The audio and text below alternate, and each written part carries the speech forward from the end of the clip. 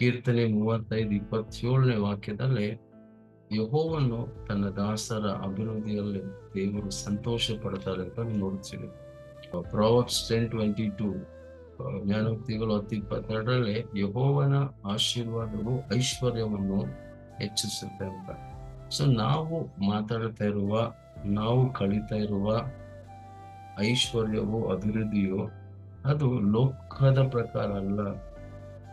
ನಾವು ಯೆಹೋವನಿಂದ ಬರುವ ಐಶ್ವರ್ಯವನ್ನು, ಯೆಹೋವನಿಂದ ಬರುವ ಯೆಹೋವನಿಂದ ಬರುವ ಆಶೀರ್ವಾದವು ನಮ್ಮ ಐಶ್ವರ್ಯವನ್ನು ಹೆಚ್ಚಿಸುತ್ತೆ. ಅದರಲ್ಲಿ ಬಾಧೆ ಇಲ್ಲ. ದೇವರು ನಮ್ಮನ್ನು ಆಶೀರ್ವದಿಸುವಾಗ ಅದರಲ್ಲಿ ಬಾಧೆ, ಕಷ್ಟ, ಸಂಕಟ ಇರಲ್ಲ. ಅದ್ರ ಬಗ್ಗೆ ನಾವು ಕಳೆದಿದ್ದೀವಿ. ಮತ್ತೆ ಯೇಸು ಸ್ವಾಮಿ ಸಾರಿದ ಸುವಾರ್ತೆ ಏನು ಅಂತ ನಾವು ಕಲಿತಿದ್ದೀವಿ.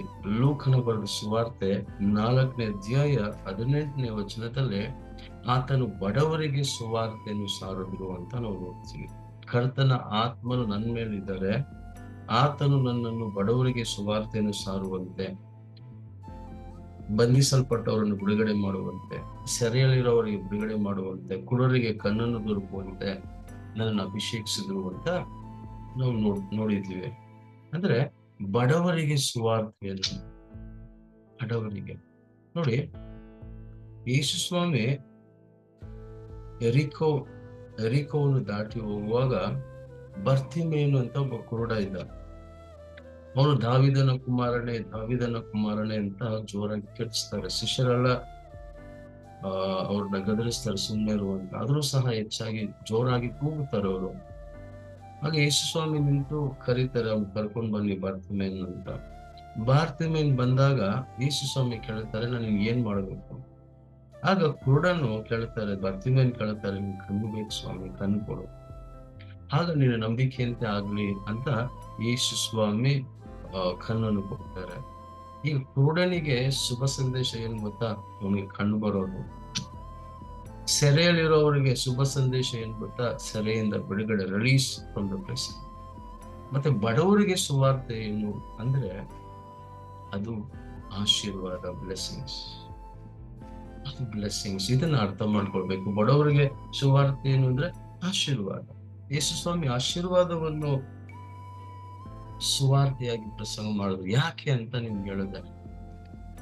ಯಾಕೆ ಅಂತ, ಯೇಸು ಸ್ವಾಮಿ ಕೃಪೆಯುಳ್ಳ ಮಾತನ್ನು ಮಾತಾಡಿದ್ರು. He spoke gracious word, right? ಎಂತ ಮಾತನ್ನು ಯೇಸು ಸ್ವಾಮಿ ಮಾತಾಡಿದ್ರು? ಕೃಪೆಯುಳ್ಳ ಮಾತು. ಲೂಕನ ಬರೆದ ಸುವಾರ್ತೆ 4ನೇ ಅಧ್ಯಾಯ 22ನೇ ವಚನದಲ್ಲಿ ಆತನ ಬಾಯಿಂದ ಕೃಪೆಯುಳ್ಳ ಮಾತು ಬಂತು ಅಂತ. ಕೃಪೆ ಅಂದ್ರೆ ಏನು? ದೇವರ ಪ್ರೀತಿ, ದೇವರ ದಯೆ, ದೇವರ ದಾನ. ಸೊ ದೇವರ ದಯೆಯುಳ್ಳ ಮಾತು, ದೇವರ ಪ್ರೀತಿ ಉಳ್ಳ ಮಾತು. ಯಾಕೆ ಕೃಪೆಯ ಮಾತು ಮಾತಾಡಿದ್ರು ಅಂದ್ರೆ ನೋಡಿ, ಯೇಸು ಸ್ವಾಮಿ ಬೋಧನೆ ಮಾಡ್ತಾ ಇರುವಾಗ ಆ ಕಾಲದಲ್ಲಿ ಇಸ್ರೇಲಿನ ಬೋಧಕರು ಇದ್ರು. ಫರಿಸಾಯರು, ಸದುಕಾಯರು, ಶಾಸ್ತ್ರಿಗಳು, ಮಹಾಯಾಜಕರು, ಇವರೆಲ್ಲ ಪ್ರಸಂಗ ಮಾಡ್ತಾ ಇದ್ರು. ಏನ್ ಪ್ರಸಂಗ ಮಾಡ್ತಾ ಇದ್ರು? ಧರ್ಮಶಾಸ್ತ್ರದ ಶಾಪವನ್ನು, ಧರ್ಮಶಾಸ್ತ್ರ ನೀವು ಆಜ್ಞೆಯನ್ನು ಮೀರುವಾಗ ಉಂಟಾಗುವ ಶಾಪಗಳು. ಸೊ ಅವರು ಶಾಪಗಳನ್ನು ಪ್ರಸಂಗ ಮಾಡ್ತಾರೆ. ಧರ್ಮಶಾಸ್ತ್ರದ ಶಾಪಗಳನ್ನು ಜನರಿಂದ ಕಿತ್ಕೊಂತ ಇದ್ರು. ಯೇಸು ಸ್ವಾಮಿ ಕೃಪೆಯನ್ನು ಪ್ರಸಂಗ ಮಾಡಿದ್ರು. He spoke grace. ದೇವರು ಆಶೀರ್ವದಿಸುವವರು, ದೇವರು ಅಭಿವೃದ್ಧಿ ಪಡಿಸುವವರು, ದೇವರಿಗೆ ಸಹಾಯ ಮಾಡುವವರು, ದೇವರು ನಿಮ್ಮನ್ನು ಪ್ರೀತಿ ತನ್ನ ಮಗನನ್ನು ಕಳಿಸಿದ್ದಾರೆ. ಯೇಸು ಸ್ವಾಮಿ ಕೃಪೆಯ ಮಾತನ್ನು ಮಾತಾಡಿದ್ರು. ಡಿಫ್ರೆನ್ಸ್. ಯಾಕೆ ಶುಭ ಸಂದೇಶ ಬೇಕಾಗಿತ್ತು ಇಸ್ರೇಲರಿಗೆ? ಬಡವರಿಗೆ ಯಾಕೆ ಶುಭ ಸಂದೇಶ ಬೇಕಾಗಿತ್ತು? ಇಸ್ರೇಲಿನ ಬೋಧಕರು, ಫರಿಸಾಯರು, ಸದುಕಾಯರು, ಶಾಸ್ತ್ರಿಗಳು, ಇವರು ಧರ್ಮಶಾಸ್ತ್ರವನ್ನು, ಅದರ ಶಾಪವನ್ನು ಪ್ರಸಂಗ ಮಾಡ್ತಾ ಇದ್ರು. ಆಲ್ರೆಡಿ ಅವ್ರ ರೋಮ್ ಸಾಮ್ರಾಜ್ಯದ ಅಧೀನದಲ್ಲಿದ್ರು. ಆಲ್ರೆಡಿ ಸಂಕಟ, ಆಲ್ರೆಡಿ ದುಃಖ, ಆಲ್ರೆಡಿ ಅವರು ಟ್ಯಾಕ್ಸ್ ಎಲ್ಲ ಕಟ್ಟಬೇಕು ರೋಮ್ ಸಾಮ್ರಾಜ್ಯಕ್ಕೆ. ಅವರು ಬಂಧನದಲ್ಲಿದ್ರು. ಆದ್ಮೇಲೆ ಈ ಒಂದು ಧರ್ಮಶಾಸ್ತ್ರದ ಆ ಒಂದು ಶಾಪದ ಒಂದು ಬಂಧನ. ಅದರಿಂದ ಯೇಸು ಸ್ವಾಮಿ ಶುಭ ಸಂದೇಶವನ್ನು ಸಾರಿದ್ರು, ಕೃಪೆಯನ್ನು ಸಾರಿದ್ರು. ಆಮೇಲೆ ಎಂತ ಒಂದು ಸುಂದರವಾದ ಸಂದೇಶ, ಎಂತ ಅವರು ಧನ್ಯರು ಆ ಕಾಲದಲ್ಲಿ ಯೇಸು ಸ್ವಾಮಿಯ ಮಾತನ್ನು ಕೇಳಿದವರು, ಯೇಸು ಸ್ವಾಮಿ ಶುಭ ಸಂದೇಶವರು, ಗುಡ್ ನ್ಯೂಸ್. ನೋಡಿ, ಇವತ್ತು ಒಂದು ವೇಳೆ ನನ್ನ ಮಾತನ್ನು ಕೇಳ್ತಿರೋ ನೀವು ಬಡತನದಲ್ಲಿ ಫಿನಾನ್ಷಿಯಲ್ ಆಗಿ ಸ್ಟ್ರಗಲ್ ಮಾಡ್ತಾ ಇದ್ರೆ, ಯೇಸು ಸ್ವಾಮಿ ನಿನ್ನೆ ಇದ್ದ ಹಾಗೆ ಇವತ್ತು ಎಂದಿಗೂ ಯೇಸು ಸ್ವಾಮಿ ಬದಲಾವಣೆ ಆಗಲ್ಲ ಅಂತ ವಾಕ್ಯ. ಅವತ್ತು ಇಸ್ರೇಲರಿಗೆ ಕೃಪೆಯನ್ನು ಸಾರಿದ ಕರ್ತನು ಇವತ್ತು ಕೃಪೆಯನ್ನು ಸಾರ್ತಾ ಇದ್ದಾರೆ.